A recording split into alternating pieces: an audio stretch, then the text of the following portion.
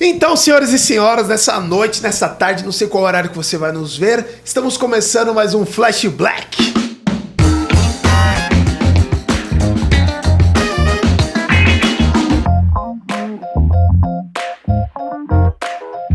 Então, estamos aqui exatamente com o doutor mais lindo desse Brasil, rapaz. Dr. Fred Nicásio. E eu quero te fazer 5 perguntas e bate bola. Vamos lá. Vamos falar de beleza negra? Vamos. Vamos. Vamos. Às vezes, né, tem pessoas que são simplesmente bonitas. Só que tem pessoas que a gente, né, dá até um friozinho na barriga, né? Tem umas que não tem como. Tem umas que não tem como. E aí não tem como, né, meu? Tem gente que mexe com a gente, né? Mexe com a gente. Mexe. Ah, esse tem. Quem é a pessoa mais bonita pra você, cara? Olha, muitas coisas mexem comigo, mas em questão de beleza, eu posso citar 2 pessoas que pra mim são ícones de, assim, beleza. Vamos dizer, uma pessoa mundialmente famosa, que é o Michael B. Jordan, que eu acho ele maravilhoso. Né? Também tem não, né, doutor Fred? Se tem alguém que fala que alguma coisa dele relacionada à beleza, a pessoa não tá sendo sincera com ela mesma, Verdade, né? Eu nunca vi uma crítica dele. Eu acho a Naomi incrível. Naomi Campbell incrível. Naomi Campbell. Não envelhece aquela mulher, né? Nossa, aquela mulher, ela é um evento. Aquela mulher não existe. Aquilo, sei lá como é que ela se recicla. Eu queria saber quem é o dermato dela. Eu quero fazer um estágio com ele. Infelizmente, a gente precisa computar isso. Só pra gente colocar um votinho lá. Voto. Entre Número um dos 1. dois. Ah, gente, é isso, né? O Michael B. Jordan é o cara, né? Então tá computado. É isso. Mais um pra ele, né? Mais um. Mais um pra ele. Mais um pro cara, mas tudo bem, tudo bem. Agora, tem dia que a gente sai de casa, às vezes contando que a grana vai cair no meio do caminho, ou tá contadinho, aí às vezes perde aqui, perde ali e tal. Qual o pior perrengue de grana que você já passou na vida? Cara, eu era acadêmico e eu fazia estágio. Eu estudava numa cidade do interior e dava plantão acadêmico numa cidade que ficava, tipo assim, a 150 quilômetros, assim. 150? Eu saía de uma cidade, passava por 2 cidades antes de chegar nessa cidade e era o estágio que eu tinha conseguido, que me dava uma graninha. Tava num perrengue louco, assim. Aí, cara, um dia eu perdi a carona para poder voltar, porque eu ia de ônibus, né? E algumas vezes eu pegava carona. E falei, cara, eu preciso voltar pra minha cidade porque eu tenho aula ainda hoje. Cara, eu fui pra beira da estrada, subi num caminhão, o caminhão Nossa. parou, eu de jaleco na mão, assim, com a minha bolsinha, assim, pá. Entrei aí um caminhoneiro parou, nem acreditei. Ainda bem, parou, subi lá no caminhão, ele me deixou num trevo lá, e lá do trevo eu andei mais um tanto de pedaço até achar um ponto de ônibus que me deixasse no centro da cidade. Aí cheguei nesse centro da cidade, nessa rodoviária, e aí, cara, tava com a minha bolsinha e eu levava comida, né, pra poder comer no caminho. Quando eu abri a bolsa, mano, a comida toda revirada com meus livros, meu Caramba! olhei aquilo, assim, eu falei assim, nossa, cara, eu já chorei tanto por causa dessa cena, gente, que eu lembro dessa cena com tanta dor, assim, porque era jaleco misturado com comida, com livro, e aquilo me doeu muito, sabe? Passar por aquilo foi muito triste. Numa rodoviária pública, pessoas passando, aquela coisa, aquela confusão de rodoviária, e eu ali no meio, e eu tava com fome, e a comida tava ali, me deu um desespero, uma sensação de desamparo, de sei lá o quê, que eu demorei para poder conseguir digerir essa cena na minha cabeça. Assim, até hoje, quando eu lembro, assim, me dá... Hoje já está tratado, trabalhado essa emoção. Consigo falar sobre ela num momento assim, mas sem dúvida foi uma cena que me marcou muito, assim. Porque é muito louco, né? As pessoas veem hoje, né? Médico, mas não sabe o que já veio por trás, né? O cara tá na mídia aí, o cara... Os perrengues é o que faz a gente ser a gente, né? Cara, porque é igual uma bailarina, né, cara? É muito bonito você ver a bailarina lá no palco, em cima daquela ponta. Mas se você tirar aquela ponta dela, vai ver o pé dela, bicho. Cheio de caroço, unha encravada, machucado, esparadrapo. Porque é isso, mano. Por trás daquele espetáculo existe um bastidor. Por trás dessas câmeras existe uma galera trabalhando. Existe um rolê, sabe? Então, assim, a gente nunca pode cair no erro de querer comparar o holofote de alguém com o nosso bastidor. Não caia nessa besteira, sabe? Eu tô aqui, belo, bonito, mas eu tô aqui, sabe? Mas fora daqui, eu não sou tudo isso aqui. Você não é tudo isso aqui. Você não é tudo isso aqui. Ninguém da televisão é tudo que é fora da televisão. Ninguém vive a televisão 24 horas aqui por dia. É o nosso trabalho, aqui é o que a gente está fazendo. A gente tem que fazer bem, sabe? E às vezes a pessoa que está vendo o vídeo vai ver a gente aqui, vai querer comparar o dia dela, que ela acorda às 5h30 da manhã, vai pegar 2 conduções, vai trabalhar, aí chega no final do dia, vai ver esse vídeo aqui, pô, mas eu queria ser assim. Não, mano. O meu bastidor, o meu corre é outro, o seu corre é outro. Não compare o seu bastidor com o meu holofote.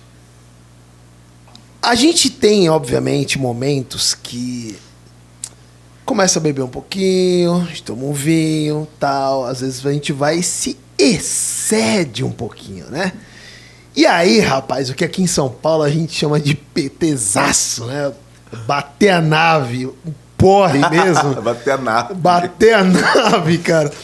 Qual o pior porre que você já tomou na vida, cara? Cara, então, eu vou ficar devendo esse porre, viu?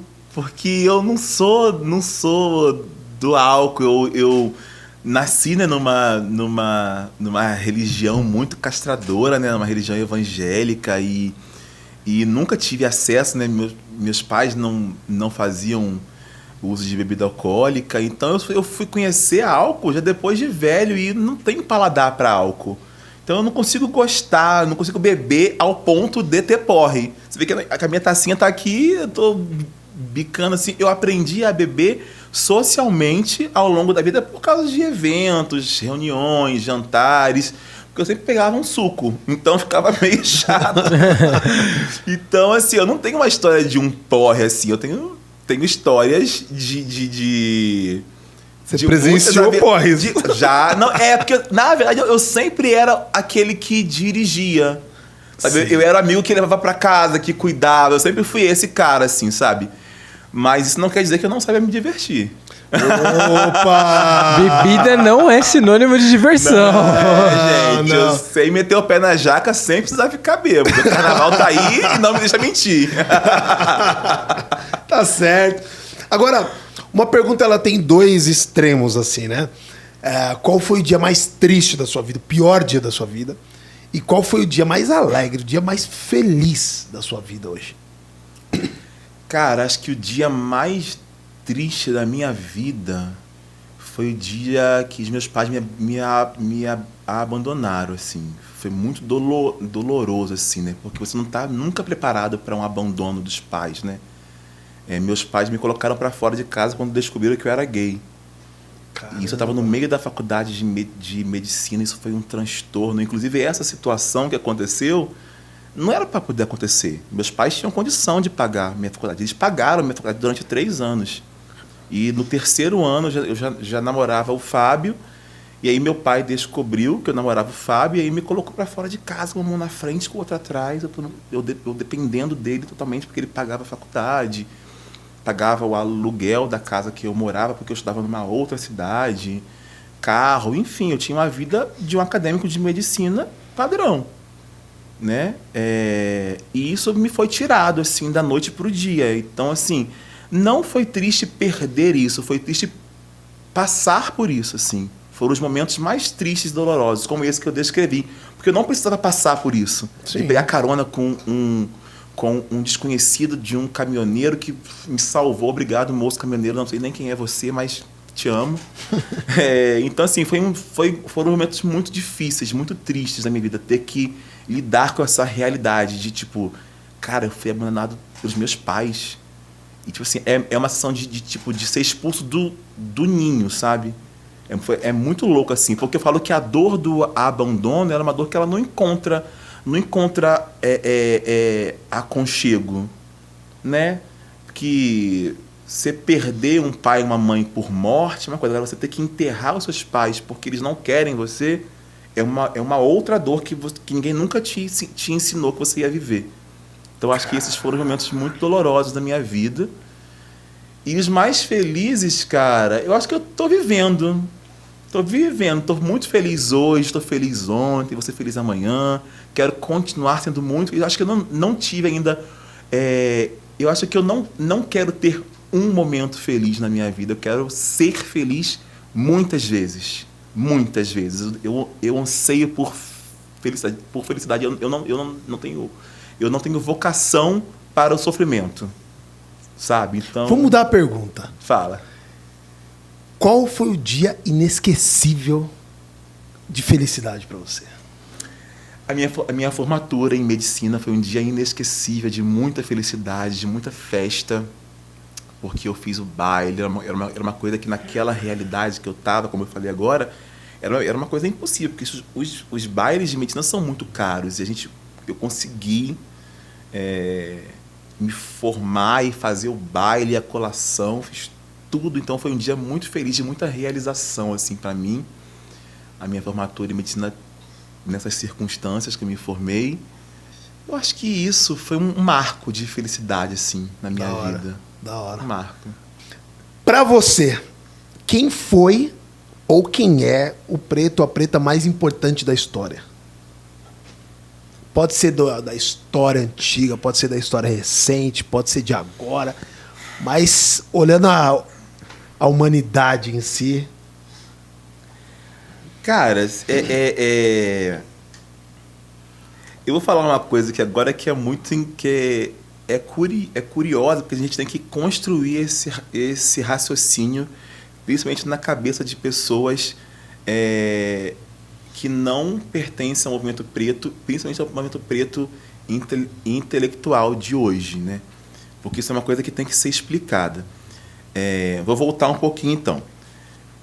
Quando Herodes, rei, lá, judeus, hebreus, né? Quando Herodes soube da notícia de um Salvador, que era esse Jesus, esse Messias, ele mandou matar todas as crianças abaixo de 2 anos, todos os meninos abaixo de 2 anos. Ele era o comandante de Roma, né? Então ele mandou matar todos os meninos hebreus que tivessem menos do que 2 anos, porque havia uma promessa de que do povo hebreu sairia um novo rei que iria libertar os judeus, né? Libertar o povo. E Roma tinha muito medo dessa força política do povo, né? E aí, cara, a Bíblia, que é um livro histórico, acima de tudo é um livro religioso, sim, mas ele é um livro histórico porque as histórias que a Bíblia contam, os livros de história de Israel contam também, então ele é um livro histórico. Então, levando como um livro histórico, diz que Jesus e a sua família, né, José e Maria, fugiram com Jesus para o Egito. Segura essa informação, Egito, África. E aí a gente tem um Jesus trazido pelo colonizador que é branco, de olho azul e cabelo liso. Como que uma criança branca de olho azul e cabelo liso vai para o Egito fugir para se esconder, mano? Jesus era preto. Então, se existe um cara preto que é o cara mais incrível da história, é ele, Jesus, para mim. Saca? Só que eu falar que é Jesus, a galera fala, pô, mas Jesus não é preto. Não, Jesus é preto, mano. Acredita, Jesus é preto. Gostei porque ele embasou, entendeu? Ele embasou e não tem como ninguém falar nada. Tem como ninguém falar cara, nada. Pensa, uma criança fugindo de um genocídio, né? De um infanticídio. Fugindo para poder se esconder, para poder parecer, né? Você vai para um lugar onde você vai ser diluído no meio do povo. Cara, se Jesus fosse um ponto branco, Maria e José brancos, de cabelo liso, eles não iam pra África, mano. Eles iam pra qualquer outro lugar. Eles iam pro outro lado. Iam pro outro lado, que não era África. Senão você ia se esconder a 1 quilômetro, lá, ó. Entendeu? Então, cara, como, obviamente, mano? Jesus, ele era um cara pardo ou preto, que constitui o negro. Hoje, nesses conceitos que nós temos de intelectualidade preta, a gente conseguiu entender isso e unificar, até para a gente conseguir se expressar. A gente entende que hoje Jesus, ele é muito mais parecido com a gente do que com isso que a Igreja Católica construiu, né? Mostrou. E outra curiosidade é que quem matou Jesus foi Roma. E hoje Jesus está lá, o Papa está lá, em Roma. Oi? Quem matou Jesus foi Roma. E o Papa está onde hoje? Em nome de Jesus, em Roma. Tem alguma coisa errada nisso, estranha, confusa, torta, né? Não? Dá um hambúrguer aqui, hein? Eu não Lá sou- dentro tem o Vaticano, né? Exatamente. Quem matou Jesus foi Roma. Quem crucificou Jesus foi Roma. E aí, Jesus fez todo esse movimento social. Cara, se Jesus vivesse hoje, ele ia andar com travesti. Entendeu? Ele ia andar com as meninas que trabalham com a prostituição. Porque Jesus era do povo. A morte de Jesus foi como a morte de Marielle, mano. Sabe? Gerou revolta. Gerou raiva nas pessoas, no povo. E o povo foi pra cima de Roma. E aí Roma entendeu que, poxa, fizemos merda. Vamos tentar. Ah, não, vocês estão certos. Jesus ressuscitou. Não, é Jesus sim. Não. Aí começou todo esse processo da igreja entender e aceitar. E aí embranqueceram Jesus. Colocaram até sapatênis nele. Então, senhores e senhoras. Então, esse foi o nosso Flash Black, o nosso queridíssimo Fred Inácio. Inácio! Aconteceu, tá vendo? Foi ótimo! No último momento. Isso aí, velho. No último segundo. Nicacio. Nicásio. Com vocês, Dr. Fred Nicásio. Agora sim! Obrigado.